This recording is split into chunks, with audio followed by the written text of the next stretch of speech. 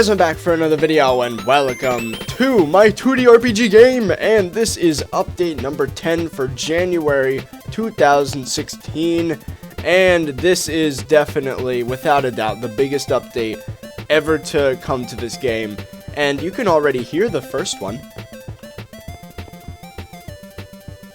There's walking and running sounds on different materials, like stone. So I'm gonna get right into these updates. You can already see a couple of them right off the bat. Like, there's a change in font. It is now Cantares, I believe, which is the font that Visual Studio uses. So it's very nice for being in the command prompt because the font literally is designed for in use with code. And I've also got a time of day. So as you can see, it's 4 p.m. and it goes up by a minute each second, just like Minecraft does, I believe. And the brightness of an area does change as the time of day progresses, which is kind of a slow process. So to speed that up, I'm going to do /set time tick 120. And as you can see, time ticks 120 times faster than normal. And by time, I just mean like the day-night cycle, nothing else. And then I could also do set time tick and then 0, but let's wait until it gets nice and bright out so we can see before I do that, because what this will do is stop time. So as you can see, it's full brightness and time is no longer going. So the next update is a very simple one. The FPS counter is no longer green because I felt like that was a little difficult to see, so I made it so it's white like everything else, and it has a little thing called FPS and then a colon.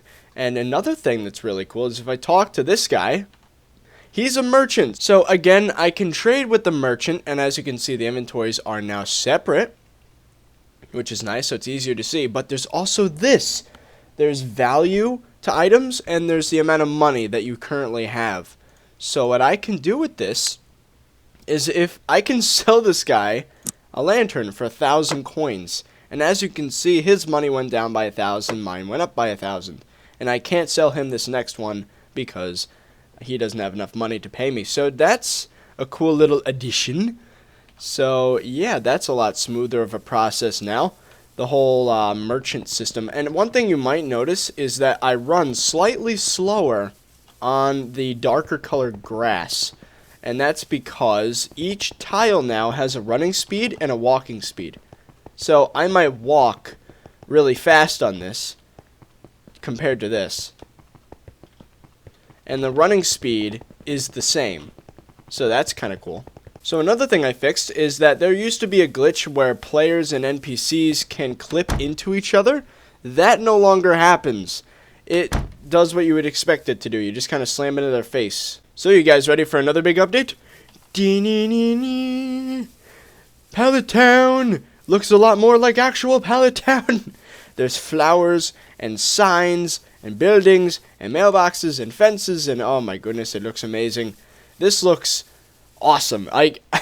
This is the object system in use right here. I know I started working on it in the last update, but now things are complete. Now you can implement objects and they behave in different ways, more than just hit detection actually. For example, this sign is considered an object, but look what I could do with it. Welcome to Pallet Town. I can read signs. And I can also, mailboxes have been considered an object now. What used to happen in code is that I had what's called containers. And that would be like the crate, the chest, the backpacks, the mailboxes. But now they've been grouped in with objects, which was not easy to do, by the way. But it was definitely worth it because, well, I'll show you later. There's a couple commands I can use now. So let's read these other signs. This is a sign. Enough said. So, and then this is another sign right here. This town was born back in the 1990s, but recently was brought back in a small indie game made by a developer named ThirtyVirus. That's me. So, as you can see, there is text wrapping, which means basically when one line ends, the next one begins. And another thing it does that you can't really see right now is that if the text goes outside of this box here, then it will bring up a whole new dialogue to bring up the rest of the text. So another thing I did is I made it so you can rename things in-game. So it says Professor Oak's mailbox. This one says Anthony's mailbox. This one says Brandon's mailbox. Doing that used to require actually going into the files for the game and changing it. But now you can use a command to do that, which again I'll show off later because it's grouped in with a whole bunch of commands. So actually, one thing I'd like to show you. I'm inside Professor Oak's laboratory. And I know it's not complete. There's a couple things missing, like over here. But, yeah. This is Professor Oak's lab, rebuilt in my game in a total of 20 minutes, I would say. Actually, implementing the objects themselves took a while because everything here that's not a tile, like this table, these bookshelves, these desks, the computers, all this stuff, these are all objects. So actually, if I were to go in the level editor, so /use object, I can middle click and of course select this thing, whatever it is. I can put that down. I can select these. Oh, and you could also select objects by clicking somewhere other than the top left corner now, so that's nice. So each and every one of these I can place down as many times as I want. And it's not picking the bookshelf for some reason. There we go. I can put that there. I could get this place really crowded with like computers and just be like, this is the server module area. Din, din, din, din, din, din, din. So, yeah, this is definitely, this object system is what's going to make this game something great. I don't know what exactly this game's going to turn into, but whatever it will be, it's going to look nice because the worlds are going to be built in such a way that looks somewhat realistic. Another slight detail that you might have noticed is that when I open a menu, there's Gaussian blur in the background, which is an old feature that kind of went away because when I went to XNA, it kind of broke because it used something that only Windows Forms could do. But I made my own Gaussian blur function, which was not easy to do at all, but it works. So as you can see, there is now Gaussian blur when I open a menu, including the pause screen, which now has centered text instead of before it was the top left corner. And you could go in. Oh, another thing that's kind of cool, if I don't even use the mouse and I use WASD, I can select a bunch of buttons doing that, which is useful because when you're using the controller, of course, you can't just hover a mouse over a thing because there is no mouse. So, yeah, that works with Xbox controllers as well. Yeah, I'm going to do this /setTimeDay so we can see what's going on. And now it's time for me to show you an awesome, awesome set of features. So I'm going to do use duplicate. And as you would expect, it duplicates things. So here we go. I'm going to right click right here, drag it over, and then right click again. And it says region copied, left click to paste. And as you can see, I got this giant house over here. I could paste it right in the middle of the forest, just be like blip. And as you can see, it's just kind of there in the forest, kind of creepy. But another cool thing you could do with this is if I were to do /create area test 200 by 200. Now I'm in a new area called test. What I can do now, actually that's another feature, so I made it so making new areas is significantly faster for stupid reasons. So what I could do now, I can use the /setGrid command, and then I could do selection. And what that does is it makes a new coordinate system. That one coordinate is the size of the selection in both the X and Y axes. So it doesn't have to be a perfect square. So I could just be like, boop, boop. So it snaps to the size of the selection, which is really cool because then it lets you do things like this, where you could just have like a bazillion houses. So there you go. I just made an instant housing thingy. And it also copies over all the items inside the mailboxes, which is nice, I guess. And unfortunately, I did not put anything inside of these houses yet. So another thing that I might as well put out there is that I fixed memory leaks in the menus specifically. And basically what a memory leak is, it's that it basically reserves a spot in RAM every time the game ticks, but it does not dispose of itself. And for all you programmers out there, you would immediately know what would happen it will basically build up all your RAM usage until you run out, and then the game will crash because it's out of memory. Because garbage collection is a thing you kind of need in a game. You need to like dispose of objects that you've declared so it clears up the RAM space for the next game tick. So I fixed that. So the game does not crash from memory leaks anymore, so that's good. So another thing that's really cool, I don't know if I actually showed you that feature yet, but you can talk in chat. Now, the one thing that is different is that there's this little box thingy. So as you can see there, it shows what you're saying in chat, which is kind of funny because my character's Bob. And it says ... because my message was too long. And it's very similar to the Minecraft chat system because the bottom thing goes all the way across the screen and then the chat itself goes like 3/4 of the screen. So if I were to just keep doing ASD, as you can see, it just goes up and it's like half the screen. So if I keep doing this, if I were to just be like beep, beep, beep, beep, beep, beep, beep, beep, beep, beep, beep, beep, beep, beep, beep, beep. As you can see, it stops after, I think it's 11 messages, yeah.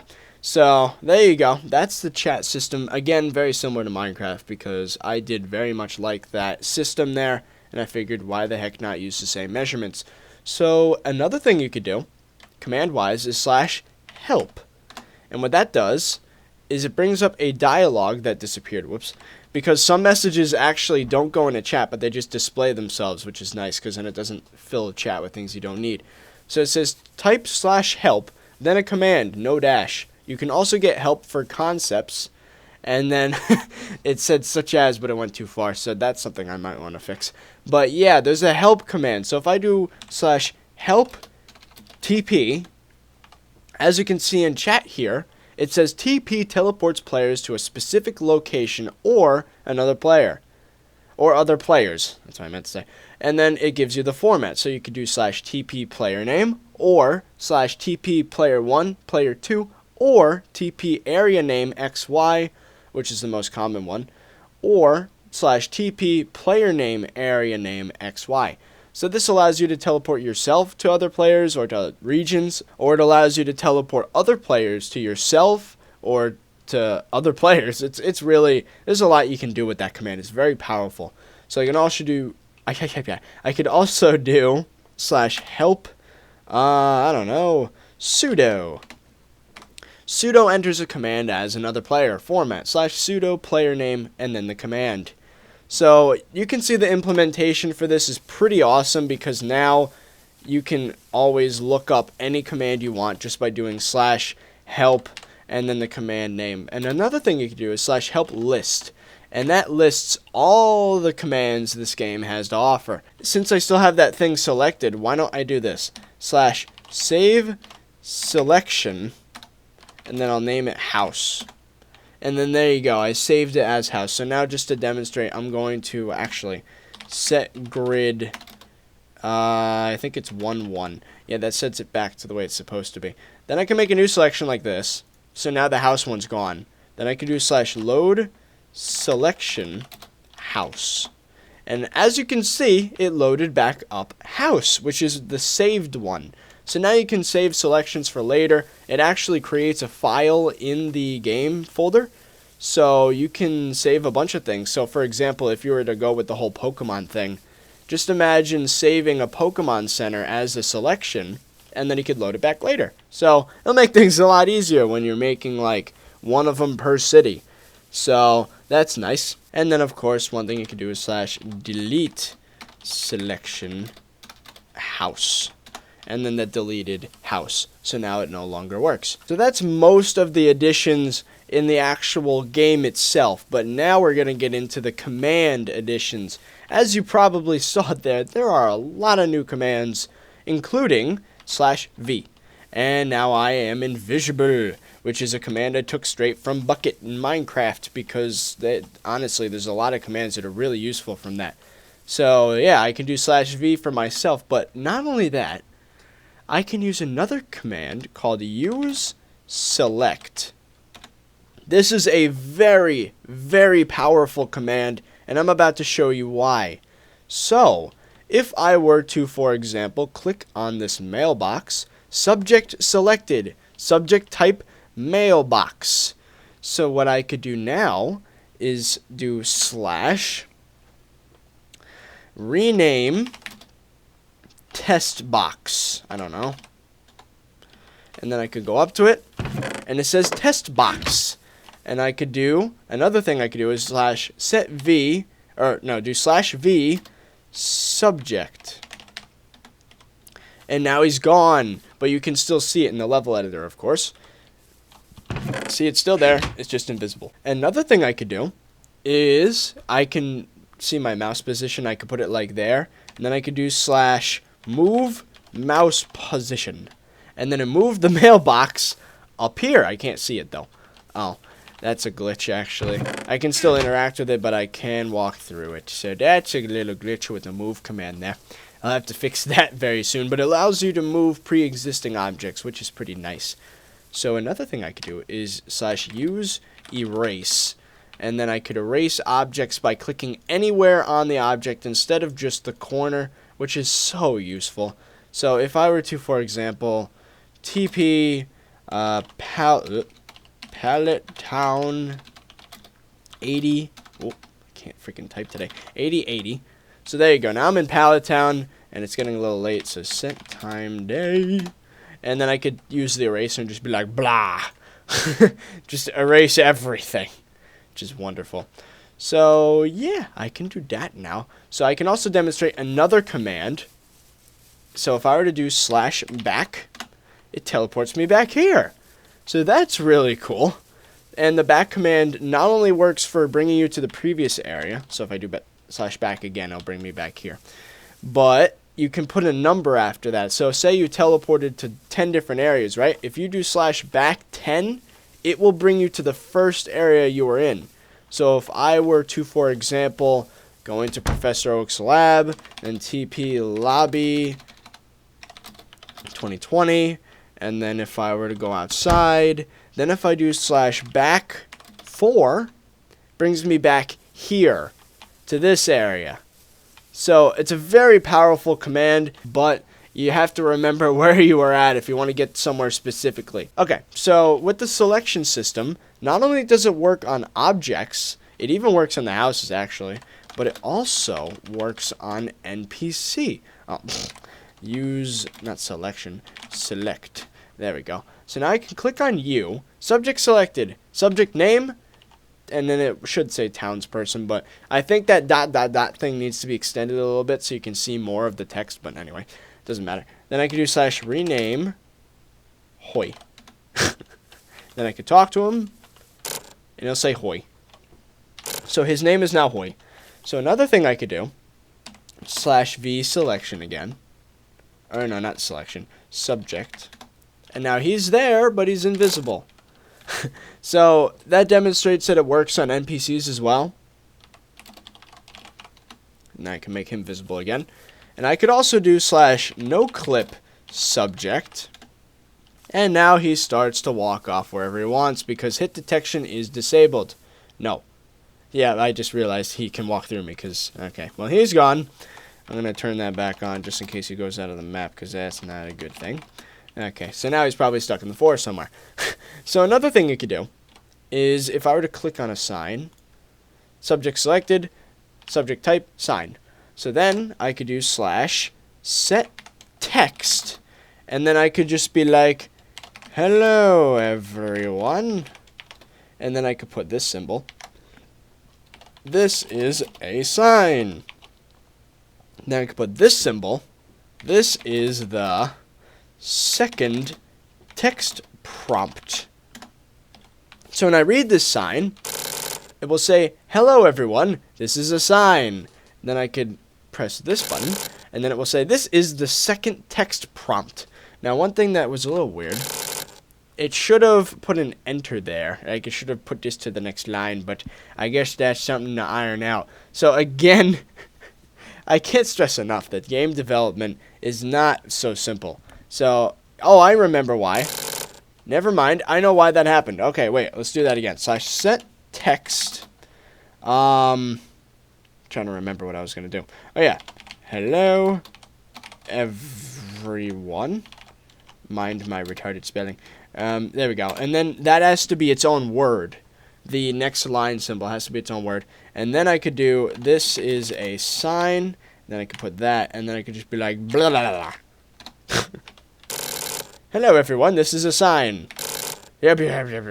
So there you go. Now there are methods for making very specific text prompts when you read a sign. So, for example, if I wanted to be like, I don't know, which do you prefer? Question mark. And then I could just be like, chocolate. And then I could just be like this again. Vanilla. And then I could just be like, ding. There you go. Which do you prefer? Chocolate, vanilla. But of course it won't let you choose something because it's a sign. But when you're talking to an NPC, it might make sense to have some sort of an option. Almost like in Fallout, where you can pick a certain dialogue option. I think that'd be a cool idea. But, so yeah, lots of cool stuff with this text prompt stuff. It is very difficult to do this. I can't tell you how many hours I tried to figure out how to, like, wrap the text correctly and then make it so you can do, like, the different prompts. And it's a complicated process, okay? Okay. So I suppose another thing I could do is if I were to select this NPC, then I could do /kill subject. And now he's dead. And it drops a backpack which has his inventory in it, which he didn't have anything, of course, because I didn't give him anything. So the next feature I'm going to show you is if I were to click on this guy again, I selected the town person. Now, I can be like /give item subject, and then let's do 4-1. So I'm going to give him one key. Now, you're not going to see what he has, so I'm going to have to do /kill subject so I can even see his inventory. Actually, no, I can do something else. Inv-C subject. There we go. So now I can interact with his inventory using the inv-C command. So that's cool. So as you can see, he has the one key. I could give him a lantern, and then I could just be like, you know what, I don't like you. So kill subject. Bing. And now he's dead, and then I can go into his inventory, and there's the key and the lantern. So that's absolutely incredible that I can use this subject system, because what it allows me to do is take a command that previously only worked on players and apply it to a sign, an NPC. Okay, that's a lot. But I can do a lot of very powerful things with this.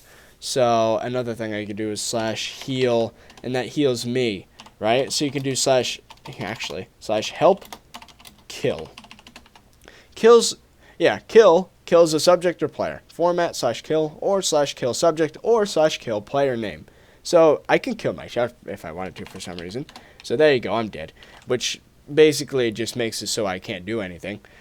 For now, there isn't a death screen, but I can also do /heal. And I think that will bring me back to where I was. Nope, it won't. Oh god, I can't do anything right now because I died. Let's load my save back then. There we go. So, I just realized there's a little glitch with loading saves. It makes the resolution of the game a little wonky. Actually, as of now, it's not wonky. So, I don't know what happened that one time. That was weird. But, yeah. One thing that I also did is in this whole subject system, I did simplify the level editor code a lot. Made it very, very, very, very easy to work with and add features to. So, in the future, there'll be a lot more tools in the level editor. Actually, I think there's something like, /help mode. There you go. All level editor modes: tile, fill, object, door, item, NPC, select, duplicate, and erase. So that lists all the different modes that you can use in the level editor. So another cool feature I can show you is using this new, it's hard to explain what system it is, like the chat system. Like I'm going to call it the alert system. For all intensive purposes, I'm going to call it the alert system. So if I were to do /TP basement 3030. Now I'm in the basement again. So what I could do now, if I go up to this door, it fades in saying door is locked. So that's nice. Something I didn't even mention is if I were to say hoi in chat, right? It sits there for a while and then it disappears. It fades out. And you could set how long it will stay on the screen, like this door's lock thing. I make it so as long as you're facing the door, it stays, but then it disappears the second you leave. Just cool. There's nothing in this room anymore. Bing. And I love the load times, just absolutely crazy. And these walking sounds just add a little element to the game that just makes it that much more enjoyable. Except for the grass sound. I don't quite like the grass sounds. Again, these are taken from Minecraft if you haven't realized. And there's no wood sound yet. But, yeah, again, I'm maybe. So if any of you out there are like graphic artists or sound artists or that sort of thing, I might need a little help with this, because as of now I'm just kind of grabbing things from the internet, because I am by no means an artist or a sound director person. So yeah, especially in the texture department, because I already have someone for music, but sounds and yeah. Oh, that was a little weird thing. Well, that's interesting. Oh yes, there is one more feature I'd like to show you before I go here. Actually, there are two more features, one of which I can't show you because, well, I don't know, I just can't, because copyrighted music. I have the Palatown theme as the music for this area, but of course I can't show it to you because copyright infringement. But yeah, so I basically implemented seamlessly looping music into the game. And by seamless, I don't mean a millisecond delay like it was like 4 updates ago. I mean 100% seamless. And that was so hard to do. That in itself took hours upon hours of researching to try to figure out the correct method for what I'm doing. And oh yeah, I'm swimming. That was the feature I was going to show you. And it looks a little weird when you change your Y coordinate. Very strange. But as you can see, I am swimming. And the walking speed is extremely slow because I'm swimming, not really walking. So that's it for this update video, guys. I hope you guys liked it. This was the biggest update this game has ever had so far.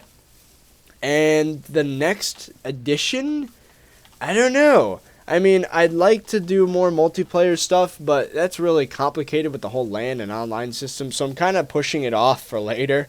So I would say making the game more playable, you know? So now that I have text prompts like this, like multiple of them as well, I'm thinking I maybe improve the AI of some of the characters, and a lot of bug fixes. There's a lot of bugs with this game still, so I'm going to fix those. But I might want to make it so that NPCs have a little bit more personality, like they actually talk to you, and have like different dialogue options and maybe even quests. So that'd be really cool. Hey guys, one quick thing before I end this video. If you want to play this game, you're going to be able to get it at my Patreon page. Basically, the way it works is those that donate $1 a month or more will get access to the download for this game, specifically for the most recent version, every time I upload a new video on it. So, again, that's how you get the game, is through Patreon. And I would greatly appreciate it because I really want to get SubioCraft back up. And I'd like a little bit of help with my website, so I might need to hire somebody, I don't know. And if you guys don't know, when the game's released, that website is going to be where all of the different maps are stored, basically. So you'd be able to download the highest rated maps on a whole tab of ThirtyVirus.com. Now, I did find a cheap way to get it hosted for now, so you can actually go and visit it. But there isn't much there right now, just putting that out there. Still a huge work in progress. Well, anyway, that's it. So, I hope you guys like this. Again, I'd greatly appreciate if you contributed to the Patreon page. And I hope you have fun with the game. But for now, that's it. So, I hope you guys enjoyed, and I'll see you guys later.